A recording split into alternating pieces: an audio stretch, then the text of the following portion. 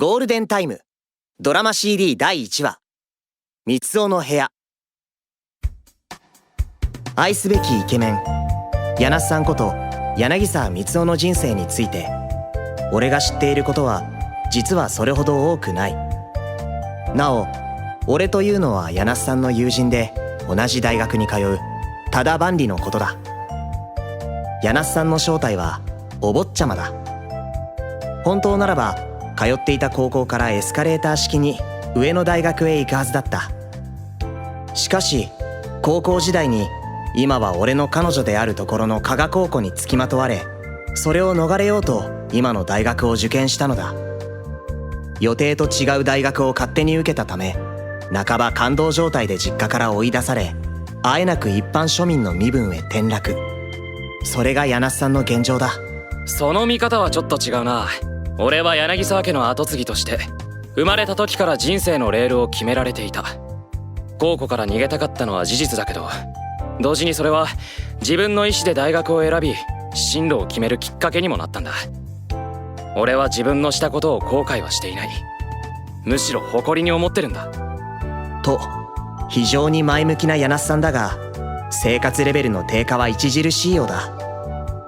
住まいはオンボロアパート、部屋の中は凄まじいまでに散らかり荒廃しまくっている。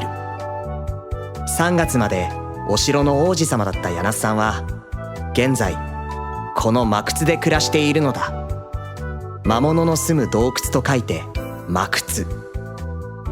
これはそんな愛すべきイケメンであるところの柳さんが体験した恐怖と怪奇の物語。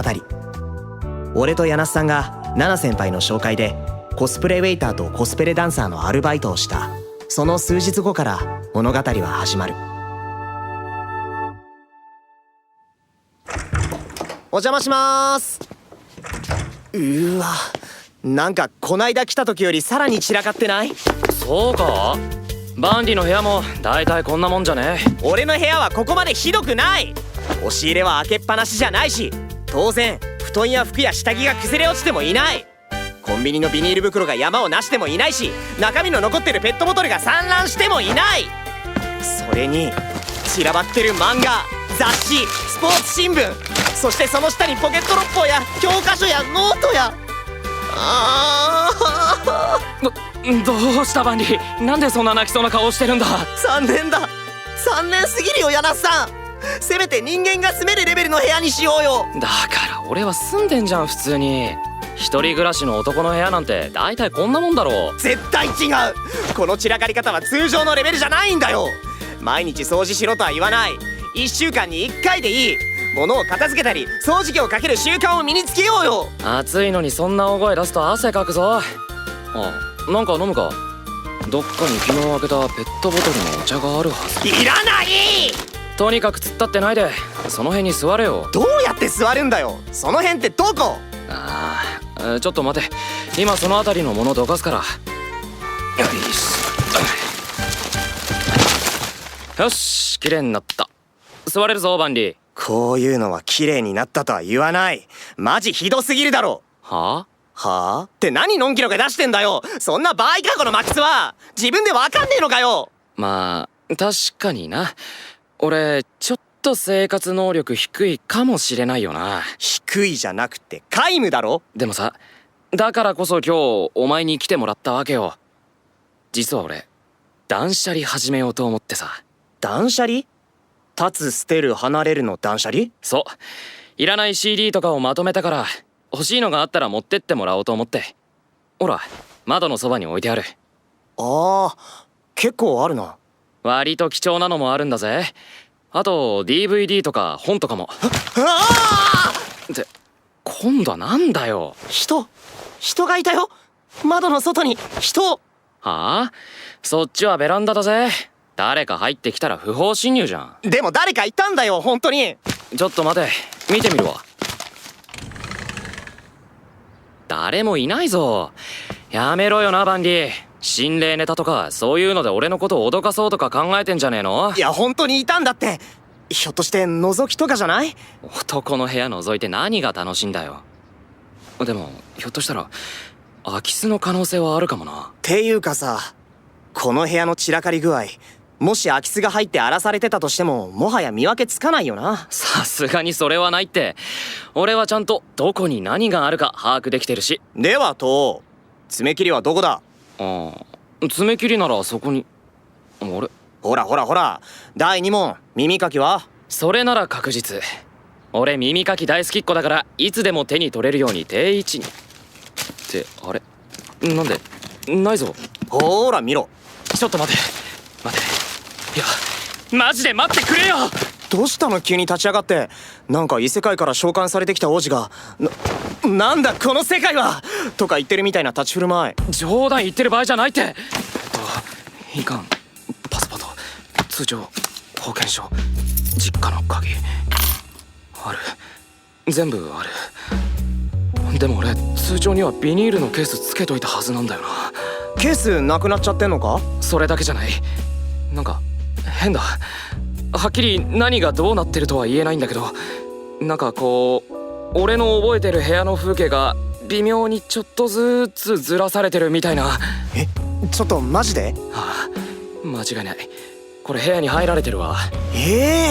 誰かが俺の部屋に入って荒らした跡がある。ベランダになんか置いてあるぞ。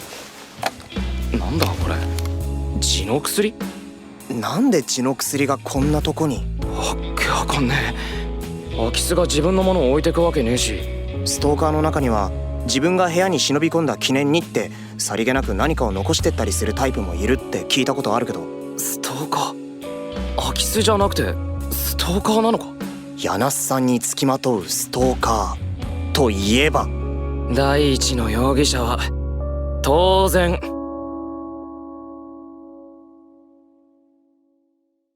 翌日大学の食堂、加賀高校にストーカーの話をしたらこんなコメントが返ってきた。それは何かの間違いだよ。だって私何にもしてないもの。いやいや、誰も高校が犯人だなんて疑ってない。俺も柳瀬さんも全然疑ってないから。3秒ぐらいしか。3秒が何？いやなんでもない。とにかくストーカーか空き巣か分かんないけど、怪しいやつが柳瀬さんの部屋を覗いていたのは確かなんだよ。じゃあバンリー、覗きに遭遇しちゃったの？やだ、危ないじゃない。男だった？女だった？一瞬だったから分からないんだけど、そういうわけで柳瀬さん今超ビビりまくってるわけ。ははん。それで昨日バンリーに電話した時、三尾が部屋にいたんだ。そう、状況がはっきりするまでしばらくうちに泊めることにしたんだよ。やだやだ、絶対にやだ。バンリのお部屋でデートするたびに三尾が座敷犬みたいにその辺に座ってるなんて私嫌。嫌って言われても、そもそも部屋に入られたっていうのもただの勘違いかもしれないじゃない。私は行ったことないけど、三尾の部屋って相当のお部屋なんでしょ？お部屋って何？汚い部屋と書いてお部屋っていうか、まあやっぱり真靴ですわな。真靴なら当然魔獣が住み着いているんだよ。地獄の番犬ケルベロスがね。三尾も知らないままに慕われてペット的存在として傍らに座っているの。あら、なんだかいい話じゃない。放っておくのが一番。いや、見ず知らずのケルベロスならストーカーの方がマシじゃないか。じゃあバンリの見間違い説に1票。それはない。絶対見たし。それにベランダに痔の薬が置いてあったし。痔の薬？そう、意味はわからないけど犯人とおぼしきやつが置いてったんだよ、痔の薬を。ちょっと待って、痔の薬。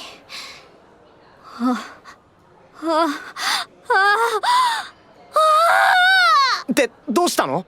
それ、思い当たることが実はあるかもしれない。っていうかある。まさかやっぱりコウコが犯人とか言わないよね？違う。でも私がちょっと関係してるかもしれない。でももう昔の話なんだけどな。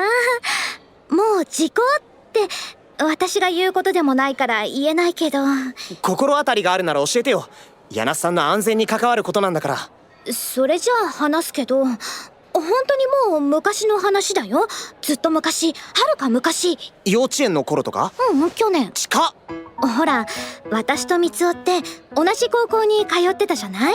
で、その頃の私はまだ万里と知り合ってなかったし、万里が運命の相手ってことも知らなかったから、三つのことを追いかけてたわけ。前世からの運命ってコウコが修道院のシスターで俺が近所の羊飼いって設定のあれ？まあいいや、そっちに脱線すると長くなりそうだから続けて。でね、高校時代の三つってもう他の女子にモテてまくってたわけ。まあ当然だよな。超絶イケメンだし由緒正しいお坊ちゃんだし、でもそれを鼻にかけないいいやつだし。でまあ私それに業を煮やしてとある噂を広げちゃったわけ。噂ってどんな噂？その柳沢光雄はああ見えてスーパーイボジュの悲しい脱行状態なんだって。それはダメでしょう。そしたらみんな信じちゃったのよ。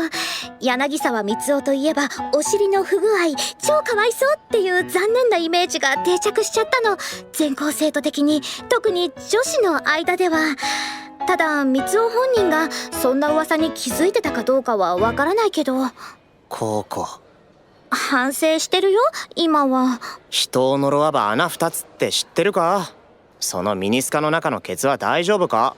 今のところは大丈夫だけど、これからどんなトラブルが起きても呪いと思って受け止める覚悟はできてる。まあそれでも光雄は結局モテまくり続けてたんだけどね。おお、さすが柳さん。でもこれで分かったよね。薬をプレゼントした犯人はうちの高校の関係者だよ。そうか、住所だって高校時代の友達には教えてるだろうしな。でもどうして今頃になってストーキングを開始したんだろう。そうだ、ちょっと待って。何する気？いきなりスマホ出して。検索。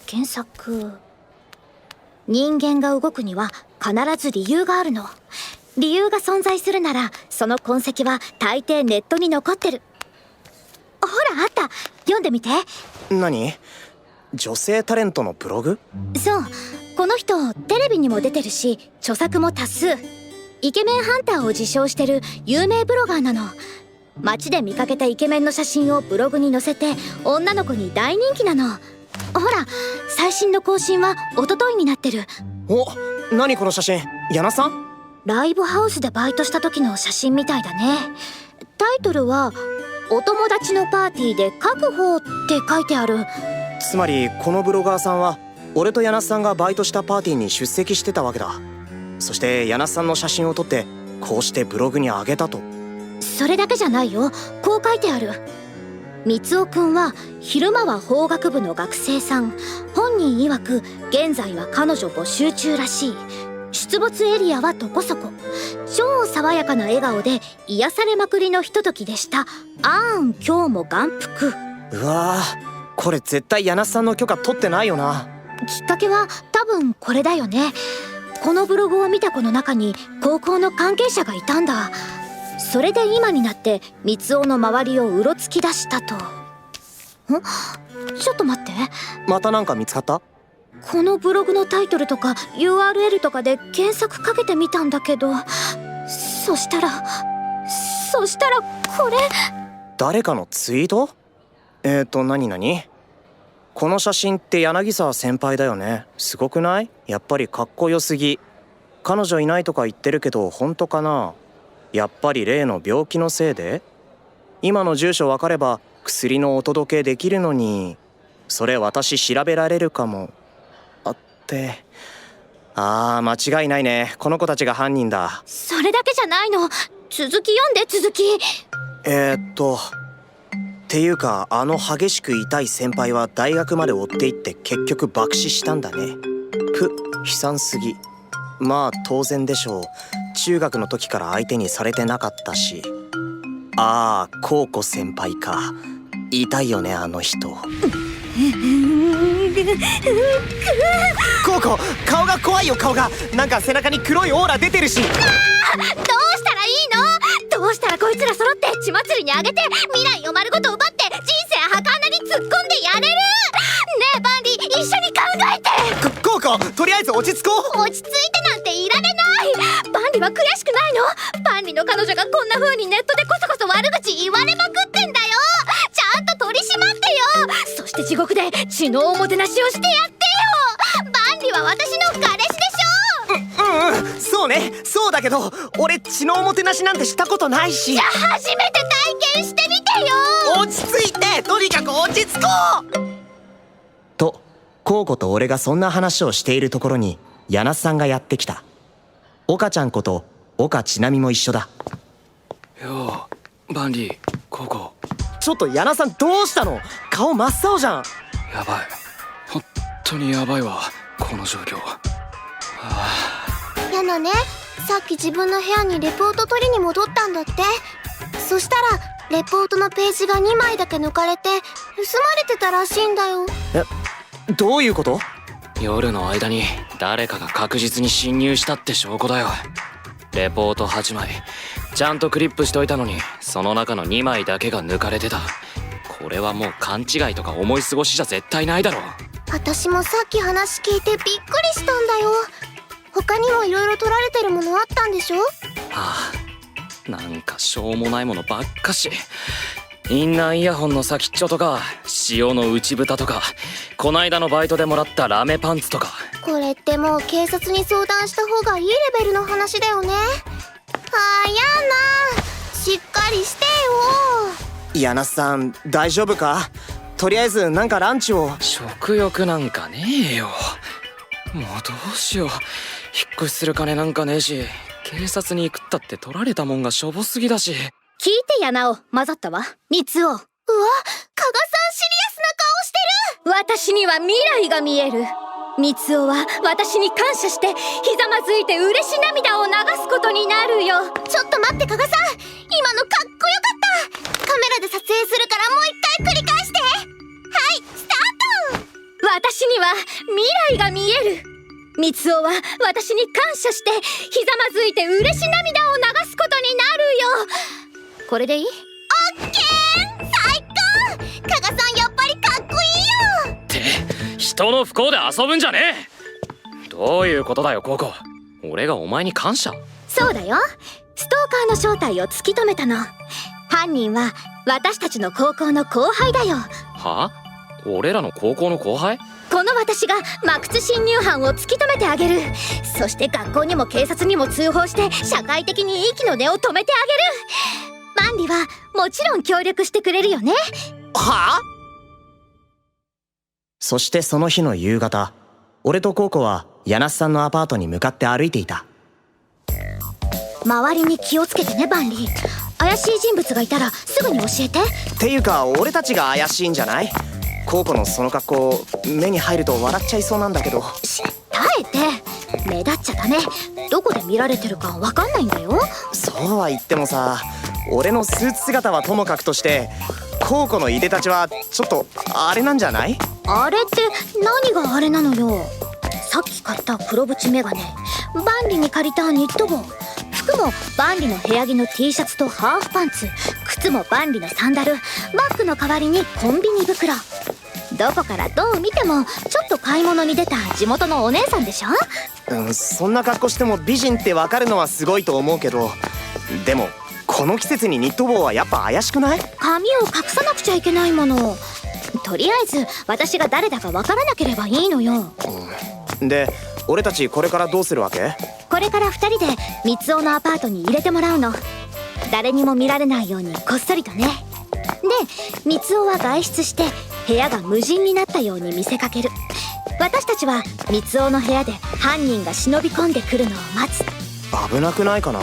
相手は女の子だよ。それにいざとなったらバンリが守ってくれるでしょ。それはもちろん命に変えても。もうそういうバンリが好き。コウコくっつかないで。目立っちゃダメなんだろ。そうだった。でもまあ心配ないよ。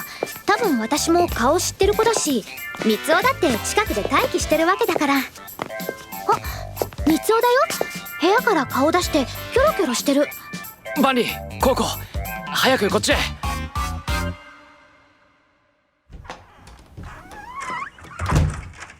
あ、誰にも見られなかったか？ああ、多分大丈夫。バカ、何大声出してんだよ。いや、気持ちはわかるけどね。コウコこの部屋見るの初めてだし。部屋に生息してて、よくストーカーが怖いなんて言えたよね。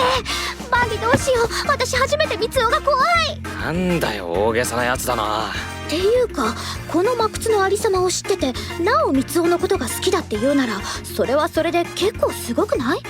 なんかちょっと認めざるを得ないっていうか。とりあえず作戦開始だ。これから柳瀬さんは出かけるふりをする。で、俺とコウコは押し入れに隠れると。ここに入るの？私が？嘘でしょ。あげるんだろ、ストーカーを血祭りに。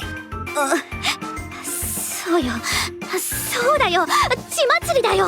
私頑張る。たとえこの不潔極まりない押し入れ空間で万里と折り重なるようにして生き絶えたとしても後悔しない。ああ、はいはいはい、だから大げさだって。そうだ、なんか飲むか？どっかに先ほど問い開けたペットボトルのお茶が。いらない。柳瀬さんが部屋を出て10分ほど経過。現在俺とコウコは狭い押し入れの中に潜んでいる。当然両者密着状態。コウコの息が俺の二の腕にかかっている。バラのトワレの香りが触れて、これはこれで、ああなんて幸せなどと思っているのは俺の方だけだったらしく。私ちょっと見通しが甘かったかもしれない。甘かったって何が？だって部屋に隠しカメラとか仕掛けられてたら全部意味ないじゃない。まさか女子高生がそこまでするかよ。しない？しないでしょ。なんで？どこまで天然ストーカー体質なんだ。来た。ほら、外から窓開けようとしてる。窓開いちゃったよ。部屋の作りいい加減すぎない？入ってきた女の子だ。慣れてる感じだね。今度は玄関開けようとしてる。イエーイ、再び上陸。騒ぐのはまずいって。うわー、やっぱ来たね。ウケるんですけど、今日は何いただいちゃおうか。つか絶対気づかれてないよね、この部屋だもん。なんだ、女の子が3人も入ってきたぞ。とにかく写真撮ろう、証拠写真。でもあんなにくるくる動き回られたら CD の中身入れ替えちゃえ。バカけ。中身は大学の教科書だ。今日も痔の薬あしらっておこうか。天使からのプレゼント。うわー、遠慮なしに荒らしまくってる。てか手慣れてる。ちょっとバンリ、そんなに押したら襖が倒れちゃう。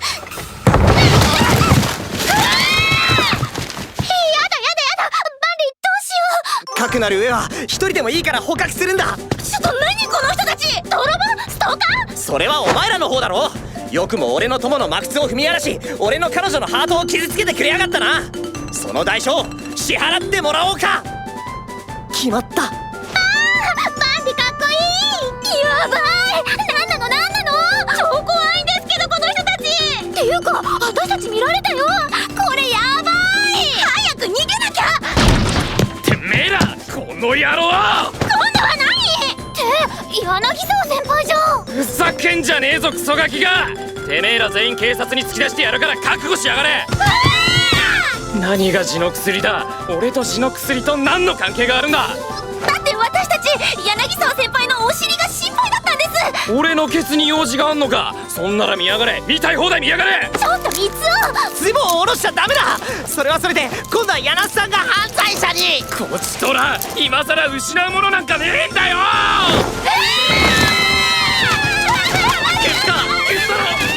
地獄の光景だねこれ。ここは魔窟だからな。そりゃ何だって起きるんだろうよ。しばらくしてようやく騒ぎは収束した。犯人の女の子たちは全員その場で正座中である。本当に申し訳ありませんでした。二度とこんなことはしません。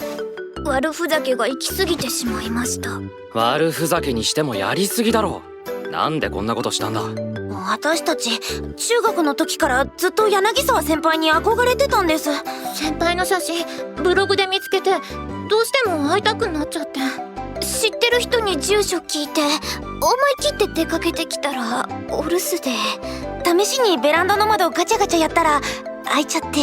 ついテンションが上がって記念に何かもらっていこうみたいなことになって、あとはついついいたずら気分で何度も。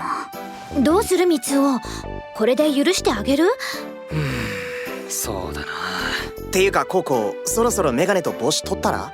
あ、そっか。暑かった。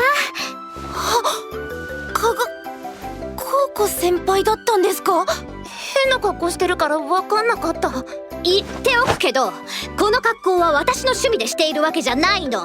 彼氏の服を借りているの。すみません。コウコ、だから顔が怖いって。本当に反省してんならもういいよ。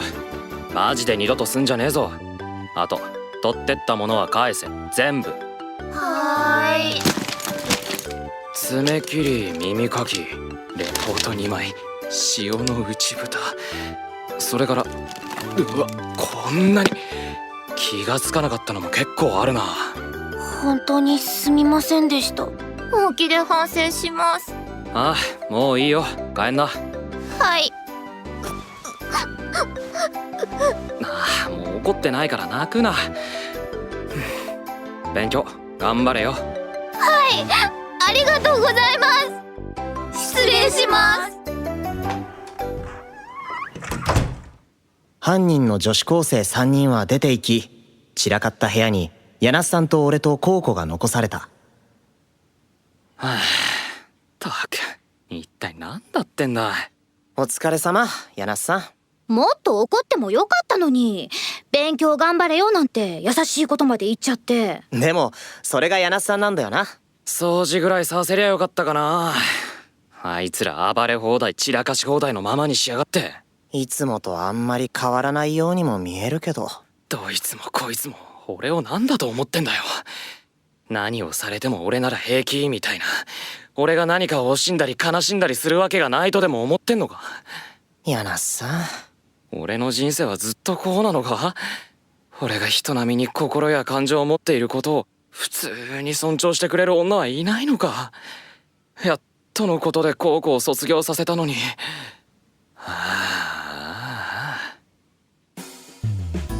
そして次の日、大学の食堂。柳瀬さんは心労で寝込んでしまったので、俺とコウコの2人だけで岡ちゃんに昨日の顛末の報告をすることになった。そっか。やな、そんなこと言ってたんだ。だいぶメンタルに来ちゃってるみたいでさ、かなりかわいそうだったよ。後頭部に100円ハゲまでできてたもんね。あんなにイケメンに生まれついて、本当なら誰よりも恵まれて極楽みたいな日々を送っていいはずなのに、なんでこう柳瀬さんの人生ってうまいこと進んでいかないんだろう。それは要するに美形すぎるのかも。それってどういうこと？あまりにもかっこいいが行き過ぎて絵に描いた餅っていうか、現実離れしちゃうっていうか、人間っていうよりみんなのおもちゃみたいな感じになっちゃうのかもよ。ああ、一人の男っていうよりみんなのイケメンみたいな。なんていうのかな、こうアイドル感？誰かのものにならないでずっと公共の財産であってほしいみたいな。そうだな、柳瀬さんって生々しい男って感じが薄いもんな。ルックスのせいもあるし、性格も上品なお坊ちゃんだし。だからこの超音波にもいまいち異性として認識してもらえないのかも。それは私どうコメントしていいかわかんないんだけど。男の臭みがないっていうか、望みのものをゲットするぜっていういかにも男なハンター感はないよな。確かに。むしろ三つおは狩られる対象だよね。映画研究会にもヤナのこと気にしてる女の子いっぱいいるんだよ。肉食獣みたいに狙ってるのに本人はぼーっとしてて危機感ゼロなの。もうちょっと自分から攻めるって姿勢がないとずっと今のままだよね、きっと。悪かったな。三つお、や寝てたんじゃないのかよ。いつから聞いてた？結構長い間聞いてたよ。怒んないで三つ今のは別に柳瀬さんの人格を誹謗するとかダメ出しするとかそういう趣旨の会話ではなくて。いや、お前らの言いたいことはわかる。俺だっていつまでもこのままでいいとは思ってない。もしもどうしても欲しくてたまらない、そんな相手が見つかったらこんな俺でも腹決めなきゃいけないよな。何の話だよ。俺も今回の経験を通して何かを掴んだぜ。いつまでも今のままの俺じゃない。いつかは変わる。自分を変えてみせる。柳瀬さんの瞳には決意の色が輝いている。俺とコウコと岡ちゃんは顔を見合わせ半信半疑の表情だ。愛すべきイケメン柳瀬さんこと柳沢光雄の人生について俺が知っていることはそれほど多くない。これまでのこともそしてこれからのことも。それでも多分こんな柳瀬さんと俺たちはこれからも長い付き合いを続けていくんだろう。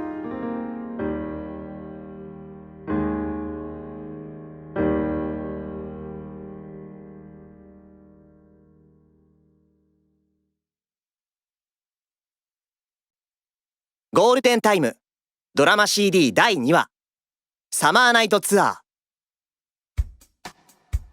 愛すべき我が隣人ナナ先輩について俺が知っていることも実はあまり多くない。俺より付き合いの長いリンダ先輩もそれについては変わらないようだ。ナナ先輩？確かに私とは仲いいけど、言われてみればプライベートのことはあんまり知らないな。同じ大学の3年生で出身地は埼玉県の蕨、元お祭り研究会、今はバンドとバイト3枚。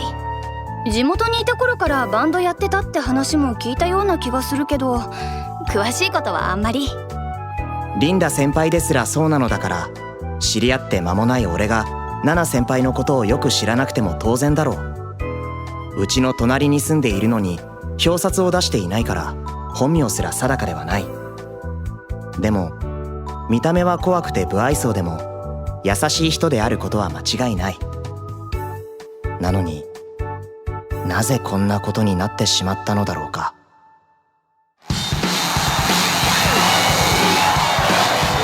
入れ、早くその箱の中に入れ。なんでどうして俺いきなりライブにあげられてるんですか？いいから入れ。入ったら説明する。箱に入ってその穴から首だけ出すんだ。わかりました。それじゃあ入ってくる。よし、鍵かけるぞ。あ、出られない。これから7本の剣でお前を箱の外から突き刺す。それがお前のしたことへの報いだ。なんで一体俺に何する気ですか？後輩を殺せ！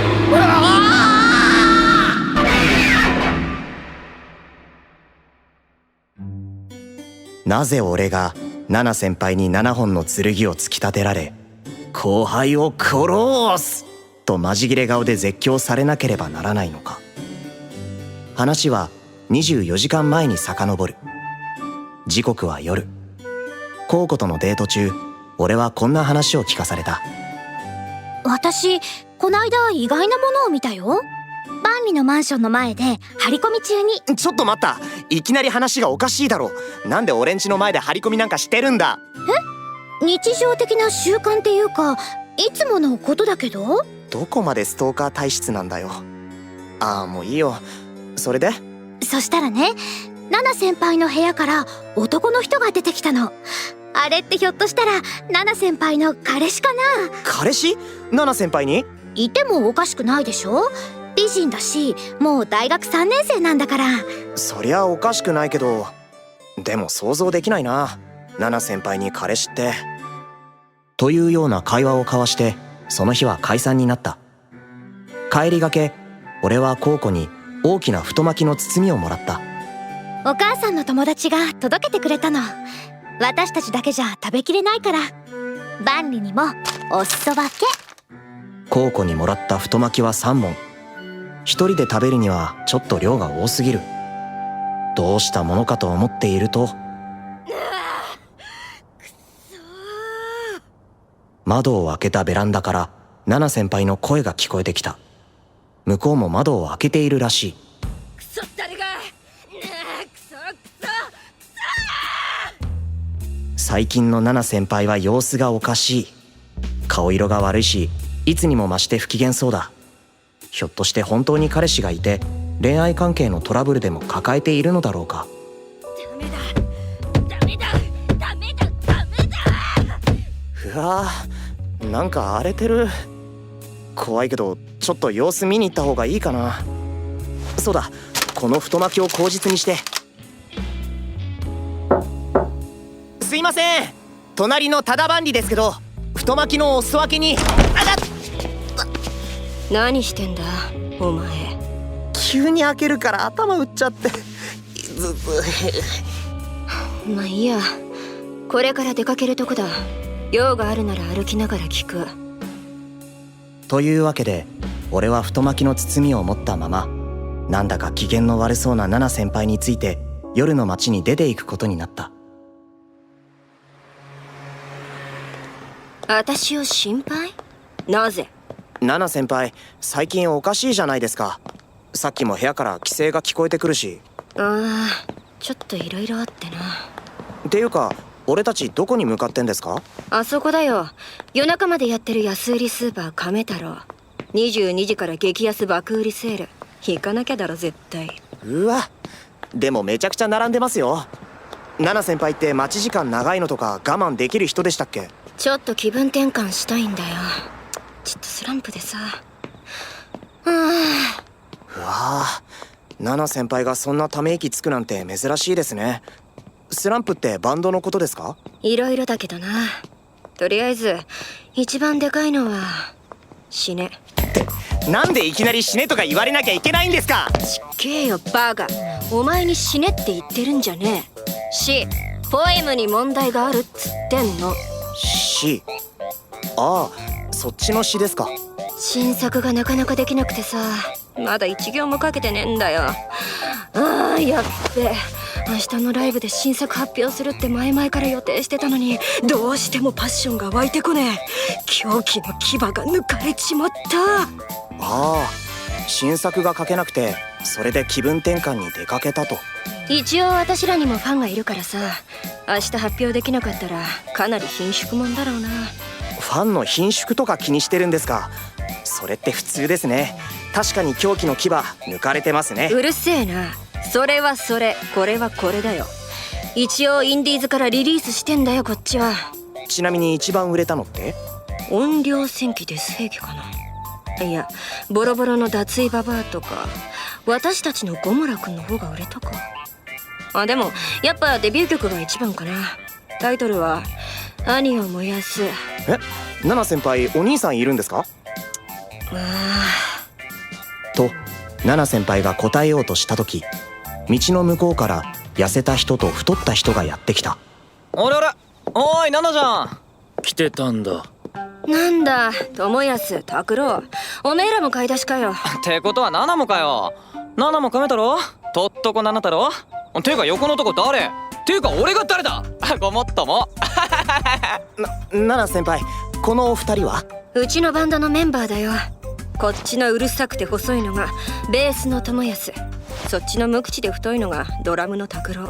友安さんに拓郎さんですか？俺ナナ先輩の後輩の多田万里です。まあ初めまして。ていうか前にライブ来てくれたよね。2度目まして。どうも。あ、どうも。まさかこの友安さんがナナ先輩の彼氏？てかおいナナ、お前何のんきにナナ太郎してんだよ。シワできたのか？新作のシワよ。まだだよ。これはいわゆる気分転換だよ。はあ？ライブ明日だぞ。転換してる場合かよ。もう一直線で来いよ。分かってんのかよ。こっちはずっとおめえのポエム待ちなんだぞ。頭の真ん中分けこすってやる。ゴリゴリゴリゴリ。やめろてめえ。ゴリゴリゴリゴリゴリゴリ。もうちょっとだから大丈夫なんだよ。あともうラストの一言二言決めるだけだし。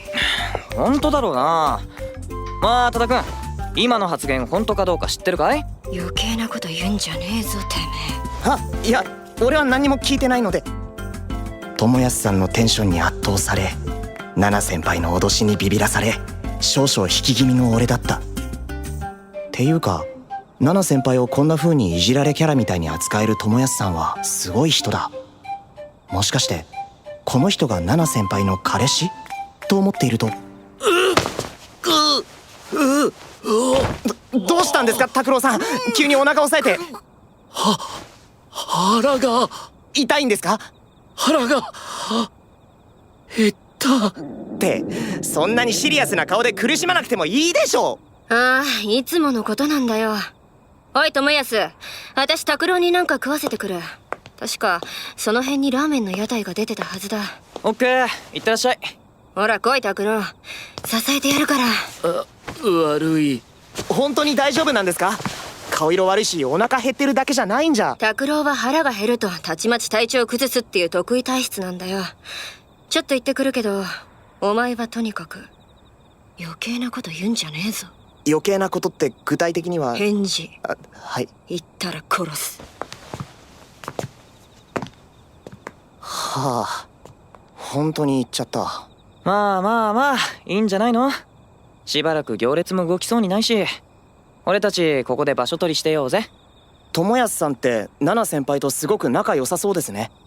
俺あんな感じのナナ先輩初めて見ました。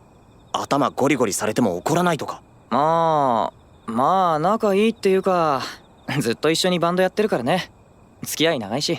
なんかこうナナ先輩って自分とかには結構怖い系なんですけど、友安さんには心開いてるような気がしました。いや、正確にはビビってるんだな、あれは。ビビってる？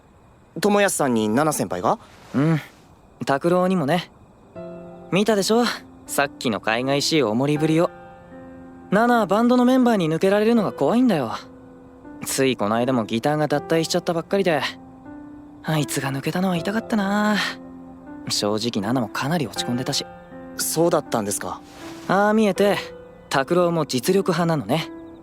拓郎にまで抜けられたらバンド崩壊の危機、絶対に手放せないわけ。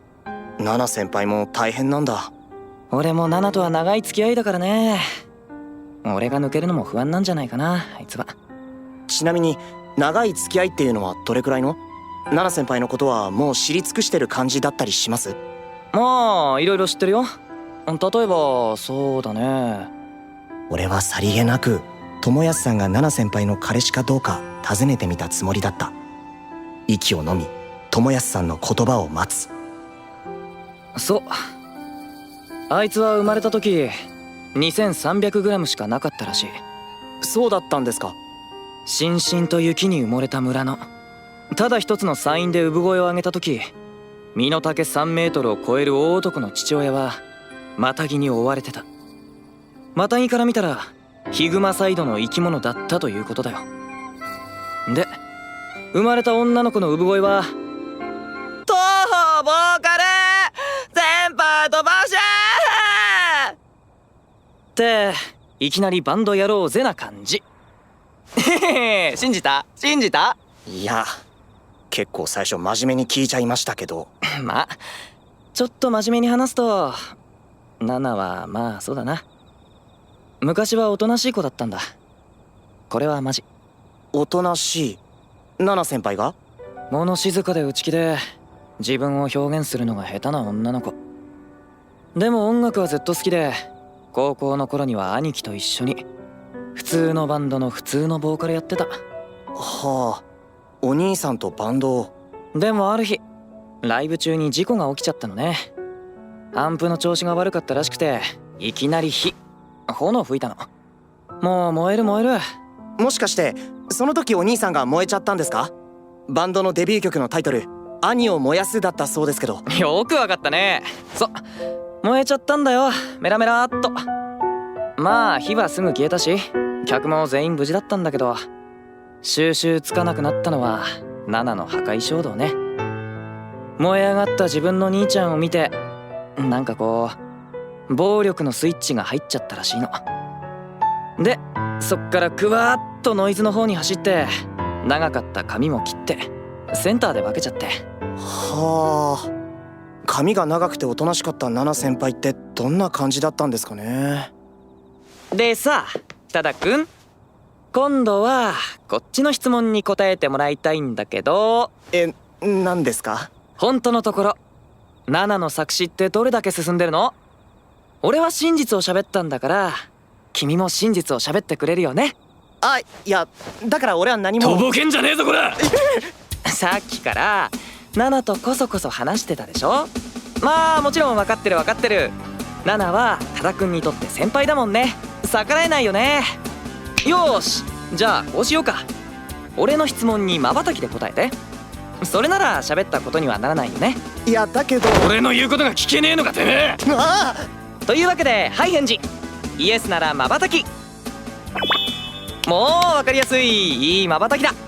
じゃあ質問いくね。ナナは実のところ何%ぐらい作詞を進めてるのかな。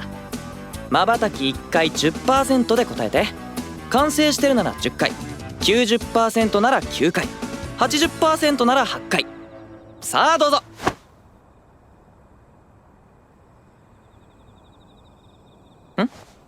どうしたのタタくん。スタートしていいんだよ。はいどうぞ。1回も瞬きなしということは 0%？ イエスなら瞬き1回。あんなぶっ殺す。ナナ先輩。おい、拓郎が戻ってないか。ナナお前な。こっちの話が先だ。ラーメンの屋台探してたら拓郎とはぐれちまった。は、やばいだろそれ。このままじゃ拓郎がぶっ倒れて明日のライブがピンチだ。早く見つけて何か食わしてやんないと。食わせるっつったってスーパーはまだ入れねえし、この辺にコンビニとかねえぞ。何食わせるんだよ。何でもいいからなんかだよ。俺太巻き持ってますけど、ナナ先輩にお裾分けしようと思って。マジか。多田くん偉い、よくやった。拓郎さんがあそこに道の反対側でへたり込んでます。やばい、もう限界っぽい。信号青になるの待ってらんねえぞ。太巻きよこせ。はい、ナナ先輩パス。早く投げろナナ。お口開けろ拓郎。そしてナナ先輩が投げた太巻きは見事なコントロールで往来する車の隙間をすり抜けて飛んでいき、拓郎さんもまた鮮やかにそれを口でキャッチした。喜び合うナナ先輩たちを見ながら俺は早々にその場を退散した。結局友康さんがナナ先輩の彼氏かどうかは分からなかったし、ナナ先輩の詩も未完成のままだが、とりあえず俺に手伝えることは何もなさそうだった。というかこれ以上あの人たちに関わってたらまた面倒なことになりかねない、そんな気がしたのだった。次の日、俺は大学でリンダ先輩に昨日のことを話した。へえ、ナナ先輩のバンド仲間に会ったんだ。うん、ナナ先輩もユニークだけど他の人たちも負けないくらいユニークでした。でも意外だったな、ナナ先輩があんな風に頭グリグリされても怒らないなんて。そりゃ私たちにとっちゃ先輩だけど、バンドの人たちからしたら仲間だもんね。でもそうなんだ。ナナ先輩今日新作発表するんだ。教えてくれたら時間作ったのにな。ということはリンダ先輩は今日のライブには。ちょっと用があって行けないの。バンリはどうするの？聞きに行くの？コウコちゃんと一緒に？いや俺も遠慮しようかなと。前に行った時はすごい熱気で目が回りそうになったし、お客もみんな怖い格好してる人たちばっかだったし。そういえばナナ先輩結局新作かけたのかな？俺もそれが気になってるんですけど。そして夜、俺が部屋でのんびりしていると突然ナナ先輩から電話がかかってきた。私だ。今日のライブに必要なものをうっかり置いてきちまった。頼むタダバンリ。私の部屋のポスト鍵かかってねえから、その中の白い封筒を届けてくれ。そう言われては俺だって一肌脱ぐ気になる。言われた通り封筒を持って全速力でライブ会場へ急行した。そしてナナ先輩と友康さんに捕らえられ楽屋に連れ込まれたのだった。何？ナナ先輩も友康さんもなんでそんなに怒ってんですか？お前のせいでうちのドラマーがぶっ倒れちまったんだよ。ドラマって拓郎さん？そうだ。よくも拓郎を仕留めてくれたな。どういうことなんですか？俺は何も。したんだよ。昨日の太巻きが傷んでたせいで結局拓郎は腹壊しちまったんだ。てめえのせいで今日はドラムなしだよ。そんなバカな。だって俺も食ったけどなんとも。落とし前つけてもらうぜ。拓郎の代わりに今日のライブに出てもらう。俺ドラムなんて叩きませんよ。ナナの朗読パフォーマンスの助手を務めてもらう。本当なら拓郎がやるはずだった役割だ。お前への怒りが私の狂気の牙を蘇らせてくれたんだよ。おかげで新作は完成した。お前への怒りのおかげで一気にラストまで書き上がったよ。この新曲をお前に捧げる。せいぜいパフォーマンスで盛り上げてもらおうか。以上のようないきさつで俺はナナ先輩とステージに上がり、首だけ出して箱に入れられ、外から剣を突き立てられる羽目になったのだった。新作のタイトル、それは後輩を殺す。こいつに剣を刺しながら読み上げてやる。どいつもこいつも聞きやがれ。後輩には7つの罪がある。第一の罪、後輩は先輩の邪魔をするために生きている。何かっていうと、先輩の足を引っ張りやがれ。第二の罪、後輩は甘ったれですぐに泣く。ピーピーわめきゃ許してもらえるとか思ってんじゃねえ。第三の罪、後輩はわがままで無神経だ。気を使ってるようでも腹ん中じゃそのうち先輩を追い越してみせるとか考えてやがる。私は後輩が嫌いだ。今のところなんとか体には突き立っていないが、次の一差しは確実に俺を貫通するはずだ。とその時、そこにいるはずのない拓郎さんの姿が目に入った。え、何してるんだ拓郎さん。会場の隅っこで腰をひねったり体をよじったりして、まるで俺に何かを伝えようとするかのように。第4の罪、そのくせ困ったことがあるとすぐ相談事を持ちかけてくる。助けてもらうのが当たり前とか考えてんのかバカ野郎。後輩は死ね。全世界のあらゆる後輩は直ちに死ね。4本目の剣が刺さろうとした瞬間、俺はとっさに拓郎さんの動きを真似して体をひねった。間一髪、剣は俺の体をかすめた。第5の罪、助けてもらっても感謝もしやがらねえ。ありがとうだのすみませんだの口先ばかりだ。たまには私になんかおごれ。次の攻撃もどうにかかわした。拓郎さんはさらにまた違った体のひねり方を教えてくれている。第6の罪、しょっちゅう部屋に女連れ込みやがって、こっちはうるさくしねえように気を使ってやってんだぞ。ちったありがたいと思え。だんだんネタが個人的なことになってきた。しかし拓郎さんのおかげで今度もなんとか剣をかわすことができた。第7の罪、そして何より気に食わねえのは後輩が先輩よりも若いってこった。全ての過去が未来に呪われているように、先輩は後輩に呪われている。私は後輩を呪い返す。第8の罪って罪は7つじゃなかったんですか。7本だけじゃ気が済まねえ。ああ、もう何が罪かなんてどうでもいい。とにかく私はムカついてんだ。そんな無茶苦茶だ。私は後輩を殺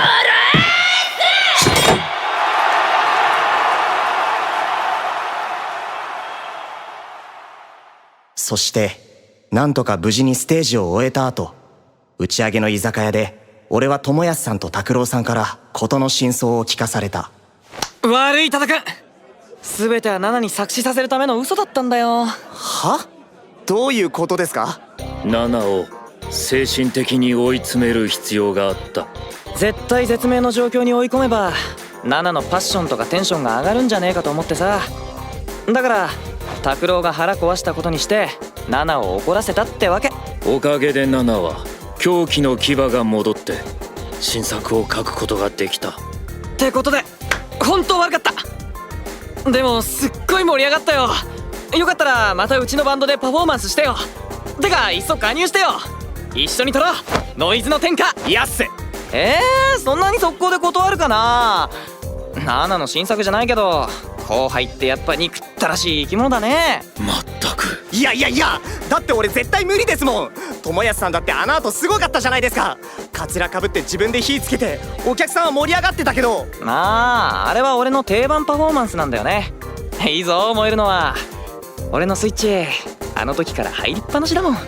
あの時ってなあなあ、お前一人でぶっ倒れて寝てんじゃねえよ。まだそんなに飲んでねえだろ。唐揚げくれんの？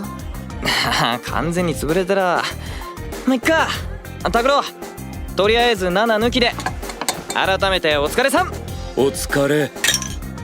2人で乾杯し和やかに飲み始める友安さんと拓郎さんを横目で見ながら、俺はナナ先輩を揺さぶる。ちょっと思いついたことがあったからだ。ナナ先輩、ナナ先輩、ちょっと起きてください。なんだ後輩、てめえまた私になんか頼み事か？聞きたいことがあるんですよ。友安さんってもしかしてナナ先輩の彼氏じゃなくてお兄さんなんですか？私は何ですかナナ先輩。私は後輩を殺す！あー、寝てる時の7にあんま絡まない方がいいよ。7の寝起きは最悪。それより多田くん、こっち来て次のステージの打ち合わせしようよ。今度のパフォーマンスにはギロチン使おうと思ってんだよね。俺は出ないって言ってるでしょ。後輩を殺す！だから髪つかないでナナ先輩。打ち上げの宴会はいつ果てるともなく続き、そして翌日歯型のついた手を孝子に見られた俺はあれやこれやと質問攻めにあってしまった。これだから張り込みしてないと落ち着かないんだよ。私が見てないところで何があるかわかんないんだもん。俺は思う。もう二度とステージに立つ機会はないだろうが、それでももし万一また何か手伝わされるようなことがあったら、俺も心の叫びを朗読したい。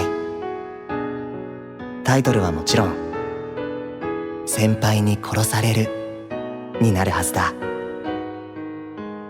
ああ、でもこんな詩朗読したらまたナナ先輩に殴られるかな。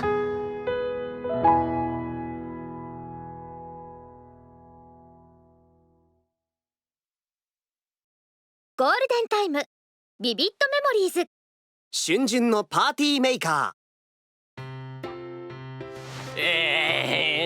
皆さん、本日は私3次元を捨てた男でおなじみの2次元くん主催のホームパーティーっていうか、場所はバニーのうちだけどねってへぺろ。ようこそいらっしゃいました。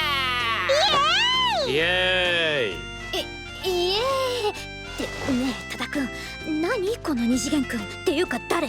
ああ、昨べ友達が漫画描く手伝いしてたとかで寝てないらしくってさ、テンションがちょっと変なんだよね。それだけ？本当に？それだけでこんなに乱れちゃうものなの？もちろんそれだけだよ。僕たち未成年に他に何かあるの？ないわよね、もちろん。なーにつまんない話してんだよ、そこの美女と普通。あ、今俺うまいこと言った。美女と野獣のもじりね。美女と普通。はいはい、わかったわかった。結構始末悪いな、寝不足の二次元くん。まあ面白いからいいじゃん。あ、おカメラ回してこっと。まあそんなわけで乾杯といこっか。乾杯と。あ、ちょっと待ってよ、まだもう一人。あ、来た。はい、今開けます。おーっす、ただばんり。リンダ先輩、いらっしゃい。本日はホームパーティーにお招きありがとう。そんな改まって感謝されるようなことじゃないですよ。単にみんなで飲み食いしようっていう気楽な会なんで。そういう気楽な会に呼んでもらえるのが一番嬉しいからさ。リンダ先輩。どうもっす。おお、コウコちゃんにやな、久しぶり。こんばんは。うっせ俺もいますよ。ちなみちゃんに二次元くんもうっすうっす。っていうか二次元くん、なんかノリおかしくない？まあその話はまたゆっくり。立ち話もなんなんで、とりあえず中に。ああ、実はさ、もう一人特別ゲストがいるんだけど。よう。あれ、ナナ先輩。差し入れ買おうと思ってコンビニに入ったら偶然会って、別に呼んでもよかったよね。この状態でダメですとか言えないじゃないですか。ダメらしいですよ、ナナ先輩。あ、そう。じゃあこの差し入れは全部私のもんだな。あ、喉がシュワーっとする炭酸の缶ドリンクがこんなにたくさん。ごっつぁんでーす。いいらしいですよ、ナナ先輩。現金な野郎だな。っていうかリンダまで呼んで宴会やんのに隣に住んでる私に断りもねえってどういう了見だよ。いや、うるさいかもしれないから断っとこうと思って昨日ナナ先輩の家ピンポンしましたよ。そしたらドアに何か投げつけられて「せえ燃やすぞボケ!」って。人が寝てる時に来るのが悪いんだよ。燃やすぞボケ。普通に真っ昼間でしたけど、まあいいや。とにかく大歓迎ですよ。さあ2人とも中にどうぞ。お邪魔します。それでは本日は我が家のホームパーティー、主催は二次元くんらしいけどね、テーペロにおいでくださいましてありがとうございます。何はともあれ乾杯。乾杯。さて、縁も竹縄ではございますが、今始まったばっかじゃないの？縁も竹縄ではございますが。ああ、わかったわかった、そういうことにしたいわけね。ゲームを始めようと思います。大勢集まった時の定番といえばやっぱこれっしょ。たったかたったったーん、王様ゲーム。王様ゲームってあの王様ゲーム？マジで？そういう雰囲気じゃなくね？こういう場での王様ゲームってタッチとかキスとかそういう方向になっちゃうんじゃないの？やなたくんは本当にいやらしいな。そんなもの王様の命令次第じゃないか。ていうかそれ某国民的キャラクターのつもりみたいだけど、あんま似てねえからな。いいじゃねえか、王様ゲーム。王様の命令には絶対服従なんだよな。ああ、先輩に変なスイッチ入っちゃった。まあ私も別にいいけど、コウコちゃんとかどう？嫌じゃないのかな？私は案外平気？王様ゲームってやったことないんですよね。マジでカカさん？ああ、さすがにどういうものかは知っているのよ。でも実際にやったことまではないんだ。さすがお嬢様。そういう反応されるものなの？超音波はあるの？前に1年生会やった時やってた人たちいたの覚えてない？私も一応混ざってたよ。ああ、あの時か。俺ら隅のテーブルでやさぐれてたからね。っていうかやったことないとかあるとか言うほど特別なものじゃなくない？そういうものなのね。うすうすは感じていたのよ。大学生になったんだから王様ゲームの一度や二度経験しておかないと大人の階段を上ることはできないんじゃないかって。いや、そんな大げさなもんじゃないって言ってるのに。でも今ここでチャンスを逃したら一生経験できない気が。だからむしろやりたいです、私。リンダ先輩。ああ、そうなの？ちなみちゃんは？私も別に抵抗ないですよ。だけど一応肉体接触系の命令はなしってことにしといたらいいんじゃないですか？おお、なるほどね。それなら過激な方向にはいかないか。火をつけて燃やす系の命令はいいのか？それはゲーム以前に人としてダメです。じゃあまあ決まりってことで、はい、割り箸に番号書いといたから、王様の人は漢字で「王」って書いてあるからね。じゃあみんな引いて引いて、早い者勝ちだよ。しゃあねえな。やるって決まった以上は本気で天下取るぞ。さながら織田信長だぜ。俺これで。私はこれな。じゃあこれもらいいいのね。好きなのを引いていいのね。じゃあこれとなると私はこれかな。残り物に服ありってことでこれだ。最後に手元に残ったのが俺と。じゃあ一斉にオープン。私違うよ。王様誰？天下取り損なった。ねえ超音波、これは？ああ、見せちゃダメ。数字だったら王様じゃないってことだから。そうじゃあ私も平民だわ。その呼び方もちょっと違うけどね。俺も違ったってことは。俺です。二次元くんが王様です。 Yes! Today is the king! マジかよ。なんかズルしてね。柳田くんは失礼だな。そんなことだからイケメンなのにモテないんだよ。ほっとけっていうかそれ全然似てねえから。じゃあそんなわけで命令しちゃうよ。何でも俺の言うことを聞くんだぞ。はいはいいいからちゃっちゃと進める。じゃあ二次元美ジェオミディアが命じる。3番の人、そこのベッドに誰かと横になって一緒に夜明けのコーヒーを飲んでいるつもりで会話しろ。結局下ネタなんじゃん。黙らっしゃい。大学生が一番盛り上がるのは下ネタだっていう統計だってあるんざますのよ。本当はないけど。そんなわけで3番の人名乗り出なさい。誰とやるかは指定しないの？それは3番の人が指定してよし。誰をパートナーに選んだら盛り上がるのか、今君のパーティーメーカーとしてのセンスが問われるのだ。おっといきなりハードル高くなってきたじゃん。で誰だよ3番。ねえ超音波、これは加賀さん、それただの数字だし、いくらなんでも3じゃないことわかるよね。だって初めてなんだもの。緊張してるのよ。おーい誰なんだ。どうしよう。3番俺だけど二次元くんが変なプレッシャーかけるから名乗り出づらくなっちゃったよ。大体何なの夜明けのコーヒーって。要するにあれだよね。あれをしちゃってその後に初めて朝を迎えた時みたいな、そういう設定ってことなんだよね。どうしよう。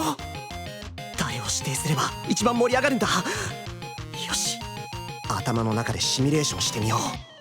まずは加賀さんだ。バンリったら起きて。コウコおはよはい夜明けのカフェオレどうぞ。ありがとう。ごめんね、よく眠ってたのに起こしちゃって。どうしても一緒に見たかったの。パリの街に日が昇るところ。ほら見て、エッフェル塔が朝日を浴びて輝いてる。綺麗。そうだね。でもコウコも負けてないよ。コウコの白い肌も朝日でキラキラ輝いてる。コウコ自身が光を放ってるみたいだ。すっごく綺麗だよ。やだもう、そんなにジロジロ見ないで。明るいところでじっと見るなんて反則だよ。これが反則なら俺は喜んでレッドカードもらって退場しちゃうな。もう意地悪。退場なんかしちゃダメ。バンリにはもっとたくさんとびきりのゴールを決めてもらわなきゃいけないんだから。コウコ。バンリいや、ない絶対ない。相手は加賀さんだぞ。脳内会話でどんなにうまくやったって現実に目の前にしたら何も言えなくなるに決まってる。言えたとしても確実に噛みまくる自信がある。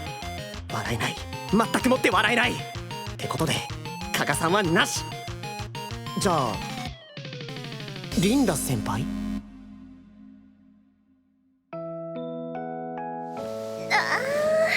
く出た。バンリーおはよ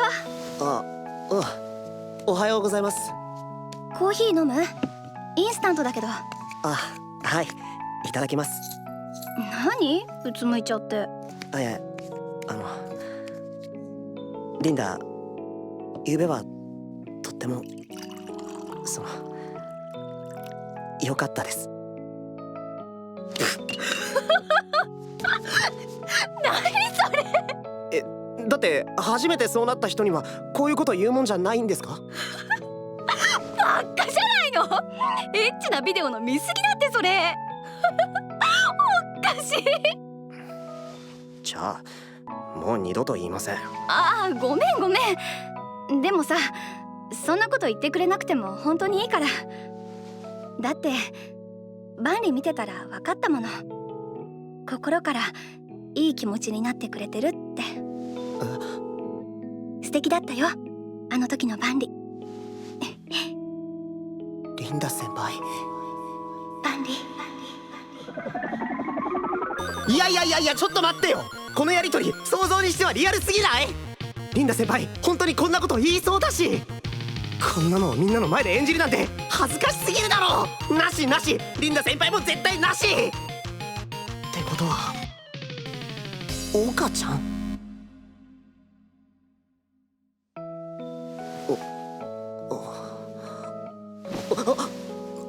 なんだよ岡ちゃん。ずーっとバーリーの顔見てた。ずっとっていつから？ずーっとはずーっとだよ。あ、コーヒー飲む？さっき入れたとこだからまだあったかいよ。ありがとう。バーリーの寝顔って子供みたいだね。そう、自分じゃ見たことないからな。すっごく可愛かったよ。昨べはあんなに男らしかったのにね。面白いよねバーリーって。普段はのほほんとしてるのに、あの時だけ急に大人びた感じになってさ、なんだか年上の人みたいでドキドキしちゃった。まあ浪人してるし一応年上なんだけどね。あ、そうか。じゃあお兄ちゃんって呼んじゃおうかな。バンリお兄ちゃん。やめてよ、なんかいけないことしてるみたいな気分になっちゃう。いいじゃん、お兄ちゃんでも愛があれば関係ないもん。ちなみにバンリ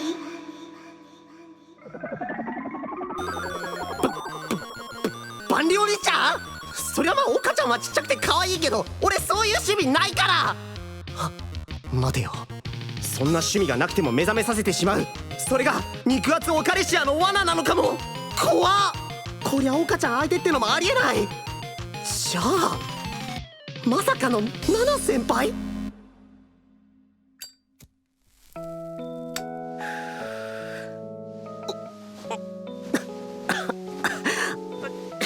ちょっとナナ先輩、枕元でタバコ吸わないでくださいよ。煙たいですよ。ああ、知るか。お前がいつまでもそんなとこで寝てるのが悪いんだろうが。いやだって昨べはあんなことになったんだから、そりゃ隣で寝てますよ。終わった後すぐ帰ったってよかっただろうが。冷たい。ナナ先輩冷たすぎますよ。気持ち悪いな、ベタベタすんじゃねえ。コーヒーでも飲んでさっさと帰れ。昨べはあんなに優しかったのに、ひょっとして俺とのこと後悔してるんですか？そんなことねえよ。まあよかったんじゃねえか。本当ですか？ああ。なあただ万里、あん時思ったんだけど、お前って結構。はい。結構早打ちだよな。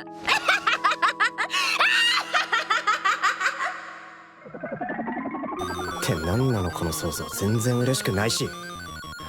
でもな、俺の想像力じゃこれ以上は無理だわ。私を抱いてとか言ってるナナ先輩、かけらも想像できない。っていうか想像しようとしたのがバレた時点で殺される。とにかくナナ先輩は却下となると残るはバンディ。柳さん、今だから言うけど俺入学式の時に声かけてくれた時からバンディのこと。俺も同じ気持ちだった。じゃあ俺たちずいぶん遠回りしちゃったなバンディ。柳さん。ところでコーヒー飲むかバンディ。柳さん。砂糖入れるかバンディ。柳さん。ミルクも欲しいかバンディ。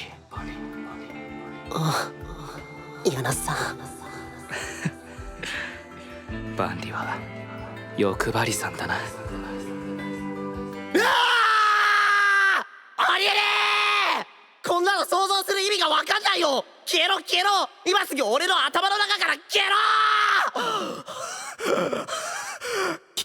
結局誰を指定すればいいのか全然分からない。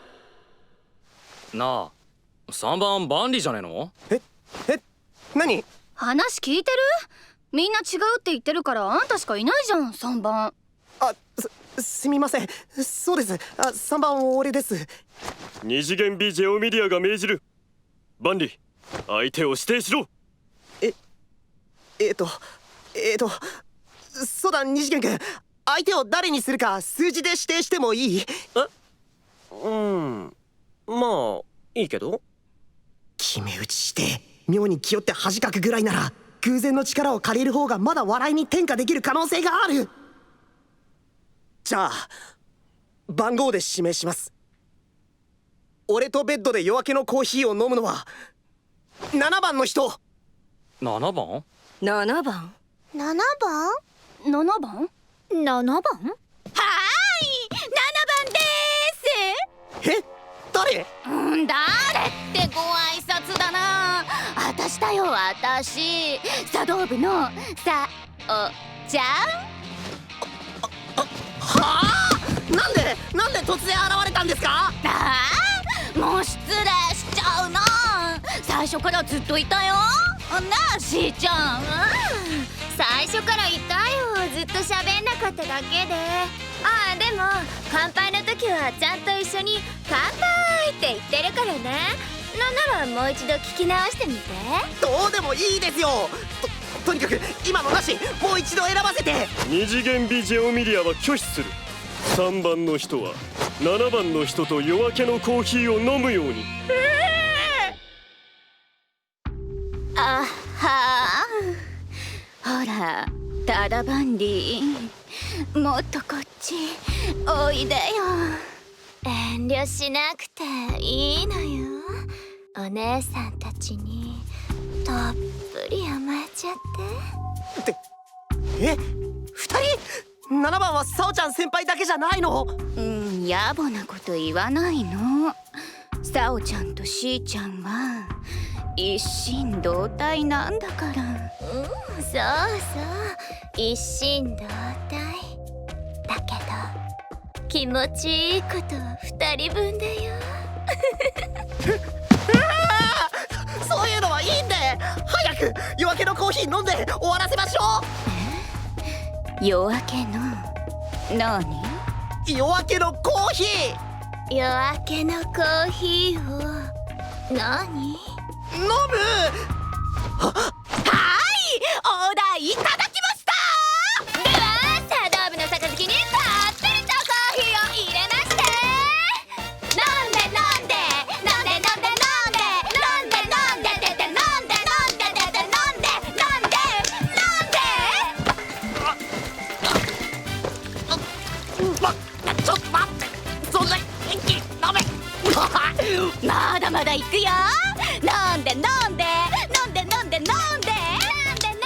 おい王様、おめえがつまんねえ命令するから微妙な空気になってんだけど。ひょっとして自分が選ばれなかったから怒ってる？怒ってるんですか、ナナ先輩。燃やすぞ。すみません。まあでも自分じゃなくてよかったって心から思えるこの感じは王様ゲームらしいっちゃらしいよな。そうだよね。ヤナタ君は優しいな。何度も言うけど似てないからな。多田くん、どうしてわざわざ番号で選んだのかしら。自分が好きな相手を指名すればこんなことにはならなかったのに。まあその不器用さがタダバンリーなのかもね。優柔不断とも言うかもだけど。ですね。でももし番号で選べないとしたらバンリは誰を選んでたんだろう。興味ありますよね。リンダ先輩も加賀さんも。まあないと言えば嘘になるかな。そうだね。いつかこの目で確かめたい気はする。バンディが多田くんが誰を選ぶのか。やっぱりちゃんと自分で選ばなきゃダメだ。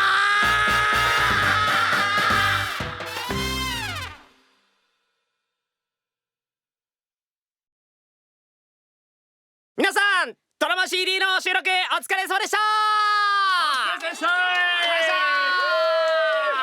はい、このゲーム特典の予約者限定のドラマ CD、春巡のパーティーメーカータナバンリ役やらせていただきました古川誠です。イエーイイエーイ。いやなんかね、こうドラマ CD ね、こうやってこうなんか皆さんとベッドシーンみたいな感じのことをやっちゃってねこうマジかみたいな感じで台本もらった時すげえ焦ったんですけれども、やってた時すごいなんか皆さんのキャラクターと合わさってすごく楽しく収録することができました。ありがとうございました。大丈夫ですか？いや大丈夫。いやもうだってそれが素直な僕の気持ちですからねいやね、本当に奈々先輩からはね、いろいろと罵倒され柳さんとはほもほもしい流れを組まされね、リンダ先輩とコウコはもう甘くいったんですけれどもね、いやなんかこういう未来がバンディにもあるといいな、ゲーム中にあるといいななんて思いながら今こうやって喋っております。レート上がっちゃうでしょ上がっちゃうでしょそうですね。でもね、こうどれを選べばいいのかとか、こう自分がバンディ君になって選んでいくゲームになっておりますので、そういう未来もあるんじゃないかなみたいな感じで、こう頭の片隅にこうね留めておきながらいろいろこうゲームを楽しんでいただければなと思っております。というわけで聞いてくださってありがとうございました。続きまして、加賀高校役の堀江由衣です。皆さんお疲れ様でした。お疲れ様でした。私コウコちゃんと同じくですね、多分王様ゲームをやったことがないので、一度ぐらいやってみたいなと思ってやりましょう。打ち上げてやる。やりましょう。今日打ち上げでやっちゃう初めての王様ゲームやっちゃうというわけで、なんかね、じゃあここで代わりに、じゃあ古川さんと石川さんが中ということでありがとうございました石川君やろう誠なんつってね。柳沢水戸役石川海人です。このドラマ CD 僕にとって初めての、芝居だったりとかいろいろありまして、すごい挑戦のドラマ CD でありました。ゲームも本当にいろいろ挑戦させていただいたので、皆さんどうぞ楽しみに聞いていただけるといいなと思います。すげえ真面目にやっちゃったすげえ真面目にやっちゃった。大丈夫ですか？大丈夫ですか？じゃあ次の人に回しますよ。はい、じゃあそれでは茅野さんお願いします。はい、皆様お疲れ様でした。お疲れ様お疲れ様でした。林田奈々役、リンダ先輩役でした茅野愛と申します。いやー暑かったですねゲームの方もなんか先が見えなくてどうなるのかっていうのがすごい楽しみだったんですけど、ドラマ CD もそれを予想をはるかに超えた展開にバンディって想像力豊かですね。そうですね。すごいなと思って、いやバンディ可愛かったよみたいな言うが何とも言えなかったんですけど、いやなんか楽しい。実はこれ撮ってる時皆さん集合写真見たらわかると思うんですけど、クリスマスでしたよっていうのでクリスマスですよだからちょっとねパーティーっぽい感じもね、なんか時期的にもあって、これ皆さん聞いていただいても多分春だと思うんですけどそういう浮かれた感じが伝わってると嬉しいなと思います。ぜひぜひゲームと一緒に楽しんでください。ありがとうございました。じゃあ次キドちはーい、おかちなみ役をやらせていただきました木戸ゆぶきです。皆さんお疲れ様でした。お疲れ様でした。そうですね、今回のドラマ CD の内容は王様ゲームとかベッドシーンとか木戸さんやらなくていいんだベッドシーンとかいろいろあって大人な内容だったと思うんですけど、私も堀江さんと同じように王様ゲームってやったことがないんですけど、王様ゲームやったらこんな感じなんだろうなとは思いました皆さんゲームもぜひぜひ楽しんでください。バーニーとヤナさんがすごい面白かったので、皆さんゲームもやりつつドラマ CD もたくさん聞いてみてください。おかちなみでした。はい次は二次元くん役の氷見高人です。皆さんお疲れ様でした。ありがとうございます。からなそれ。すごい練習したんですよ本当に。その青いねあれいるじゃないですか。もうわかるでしょみんな。あれなんだよ。あれの古い方をやったのね。でもう寝る前も起きてからすぐもうずっとやってて、これいけるんじゃねえかって自信満々で言ったけれども、どうだったっていうね。どうもしないよ。何もね。ありがとうございました本当に。ありがとうございます。いやもう本当に皆さん優しいんですよこの現場本当に。だからもう毎日一生懸命やってるのでドラマ CD も楽しんで聞いてね。本当にお願いします。ではでは続きまして。皆さんこんにちは。ナナ先輩役の佐藤さとみです。お疲れ様でございました。お疲れ様でした。いやー、王様ゲーム私もやったことがないので。やりますか？本当ですか？ドキドキして。じゃあ割り箸誰が割り箸よ。でも本当にすごく楽しい雰囲気の中でやらせていただいて、ゲームの時も思ったんですけど、ナナ先輩はこうなんか燃やす系のことがすごく好きなんだなっていうのをドラマ CD の方でも改めて感じることができました。ぜひぜひゲームと合わせてドラマ CD も何遍も聞いて楽しんでください。王様ゲームに参加してる気持ちになるときっとより楽しめるんじゃないかなと思います嘘ついちゃった。はいということでありがとうございました。次はじゃあさおちゃんです。はい皆さんちゃんと飲んでましょうか。飲んでましょう私はまだ飲んでないんですけど、さおちゃん役の後藤沙織です。皆さんお疲れ様でした。お疲れ様でした。ゲームも撮らさせていただいたんですけど、思いのほかさおちゃんしーちゃん喋ってて、もうえらいびっくりしまして、もう本当に声がカスカスになるし、ずっと飲んでコールしてるし、なんか意識が途中なくなって、もうなんかすごいひどい言い間違いとかいっぱいしちゃって、やだひどいよこれ。でもそれダメか。これがひどい言い間違いをして、いやもう恥ずかしい。ピー入れてもらいましょう。気になります。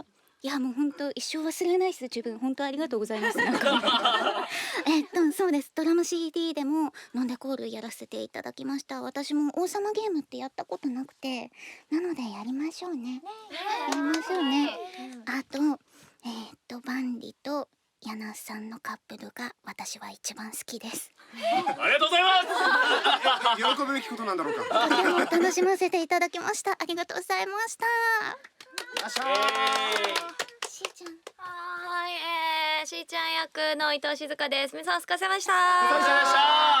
いやー賑やかさせていただきました。基本的に後ろでね、多分みんながいろいろやってる間も延々飲んでいたんでしょうが急に登場してびっくりしたかと思いますが、本当に乾杯とかよく聞いてくださいね。いるからやったよね。なのでゲームの方もですね、さっきさおちゃんも言ってましたけど、本編の方ではそんなにねちょこっとしか出てこなかったりする2人が結構いろいろがっつり万里と絡んだり、あれ2人を一生懸命なんか攻略とかもしかしたらできるんじゃない、みたいなこともあるかもしれないので、ぜひちょっとさおちゃんしーちゃんもちょっといろいろ可愛がってあげていただけたらなと思います。ゲームもドラマ CD も、いっぱい楽しんでください。じゃあ主役に戻すよ。締めはい、締めますよ。ここが重要。はい、ということで、皆さんドラマ CD の方、改めてお疲れ様でした。ですね、聞いている方、ドラマ CD ももちろんですけれども、ゲームもぜひぜひ楽しんで最後までプレイしてください。それでは皆さんいきますよ。ファウファウファですよ。ファウファウファウ。いきますよ。せーの、ファウファウ